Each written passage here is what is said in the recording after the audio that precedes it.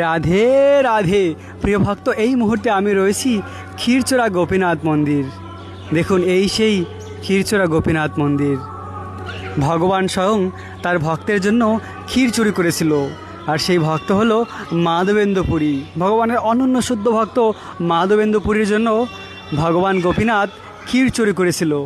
এই সেই মন্দিরটি, সেই 800 বছর পুরানো মন্দির এখনও রয়েছে, গোপীনাথ রয়েছে, এবং এই স্থানে রয়েছে মাধবেন্দ্র পুরীর শ্রীবিগ্রহ। দর্শন করুন মাধবেন্দ্র পুরীকে। এই সেই ভগবানের অনন্য শুদ্ধ ভক্ত মাধবেন্দ্র পুরী, তার সমাধি রয়েছে এই স্থানে, যার জন্য স্বয়ং গোপীনাথ ক্ষীর চুরি করেছিল।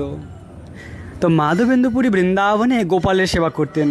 একদিন রাতে গোপাল মাধবেন্দ্র পুরীকে স্বপ্ন দিয়েছিল যে আমার খুব গরম লাগে, আমার জন্য উড়িষ্যা থেকে চন্দন নিয়ে আসো এবং আমার শ্রী অঙ্গে চন্দন লেপন করো।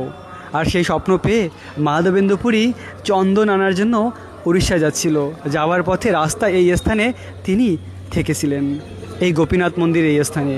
তো সেই রাতে গোপীনাথ মাধবেন্দ্র পুরীর জন্য ক্ষীর চুরি করেছিল, আর পূজারীকে স্বপ্ন দিয়েছিল গোপীনাথ যে আমার ভক্তের জন্য আমি ক্ষীর চুরি করেছি, যাও তাকে গিয়ে দিয়ে আসো। তো এভাবে ভগবান কত ভক্তবৎসল, কত দয়ালু, তার